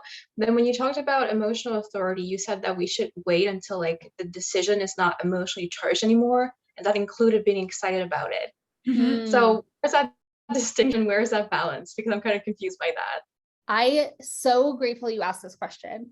Katie, did you have something to add immediately? Yeah. So the way that I look at it is there's a difference between being excited about something and like being drunk on the excitement of that thing. Right. So that's kind of what I look at, where it's like, oh my gosh, this lights me up, versus like, oh my God, this is the best ever. I'm like, blah. And people are like, oh God, what are they going on about? But it's like, so the next day when the drunkenness wears off and the hangover sets in, you're still excited about this same thing. You're just not drunk about it anymore. Yes. No, I think that that's such a good example. And I think that and maybe you have felt this in your body, there's a difference between being that like drunk excited and being lit up. Like that sacral light up feeling. Again, I don't have that because I'm a projector, but I do know what it feels like I have a defined route. So I do know like when my motor's revving, right? And so like, I think that when it feels like, oh my God, I could just go, right? Like, let's roll. That's a different energy than like, oh my God, if I don't do this right now, like I'm going to lose the sale. Like I think about that panicky excitement, almost like at a flash sale. And you're like, oh my God, I have to buy the thing right now or it's going to sell out. Like that comes from like, that's the kind of wave emotion versus like feeling lit up by it. And really like the more that what I love about generators in general is the more that you do what lights you up, the more that will light you up. And so really like you can't like take quick action, but don't do it from a place of fear that it's fleeting. Does that make sense? Like if it's the thing that's going to light you up, it's going to light you up next week too. Yeah. Yeah, exactly. Cool. Thank you so much. That totally clarified it for me. Yay. Thank you. Who is next? Crystal, rolling up. Okay. I'm a sacral generator with a lot of projector channels plus a 2-5 profile. So it seems like I resonate with both the archetype of the generator and the projector. Is it okay to lean on one or the other, right? Or using both styles simultaneously? Sure. I think that it gets to be an experiment, right? And so leaning into the expertise of a generator, those are very similar aspects between a generator and a projector, except the generator is typically in response to something rather than like a projector, which is like self-fulfilling, right? It can be in response, but like it doesn't have to be.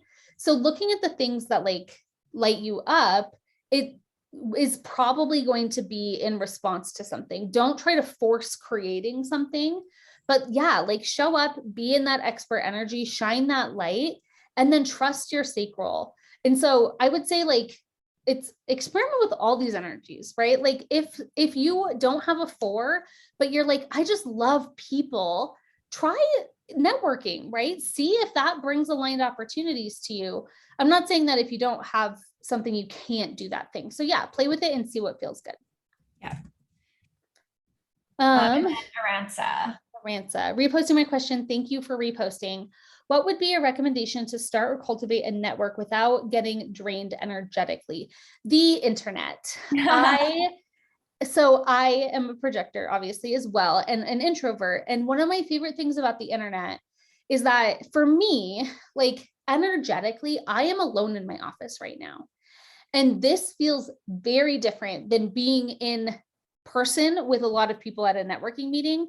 The pandemic has been my favorite thing ever. But like I literally left a networking event before the pandemic because I had a full panic attack because like the energy, it was just so much. And I was leaving and the lady's like, are you okay? And I'm like, I just have to get something from my car. And I like went out to my car and I'm sobbing and I drive off and I'm sure she's like, what is wrong with her? The people. So, exactly. I'm like, too many people. So the internet. So getting into and cultivating a network of people online, getting into communities, using things like Clubhouse or Facebook groups or Instagram, where like you can really dictate when you are going to be in the energy of other people, and also like one-to-one. So something I'm much better at, and I think like the way that Katie and I became friends is like I messaged her and I was like, hey, I'm in HD school and I'm really like, I love your energy, I love your vibe, and we just cultivated a friendship. And so like she then recognizes me for my brilliance, and like the whole 4 thing is like referrals, right? it's being word of mouth. And so you can build relationships one-on-one too. It doesn't have to be with like a big group of people. I hope that helped. Was it Gabrielle next? Or are we stopping? I think we're stopping. Did she have a question? Oh no, I just saw her. No, she was just sharing the love. She was just like, Jess, you're Gabrielle. amazing. Thank you so much. So yeah, we're all good for the questions. Cool. But feel free to share in the comments if you learned something amazing, or send me a DM or send Jess a DM, you know, words of affirmation. We love them, right? Recognize me, please. Yes, give us the recognition, right? Especially Jess, she's great. We had a couple of requests for the replay if we're able to get the slides as well. Oh yeah. Okay, cool. So I'll send those out when we send it the replay. And yeah, just thanks to everyone. Thank you all so much for being here. My English is missing sometimes. But yeah, thank you so much, Jess, for doing this. I so appreciate you. I love talking launches and stuff with you. It's just so fun. And we got so much great feedback from everybody. So yeah, just really cool. Thank you for sharing your lighthouse brilliance with us. Yay, I'm so happy to help. This is something that lights me up too. So I love sharing it with other people and helping you feel more in alignment with your business. Yeah, very cool. Amy, I'll send out Jess's like website, Instagram, whatever, all that stuff in the email. So you'll get it there. No worries. Perfect. Cool. Yay. Okay. Thanks, Thank everyone. you guys. Bye. Chat with you soon. Bye.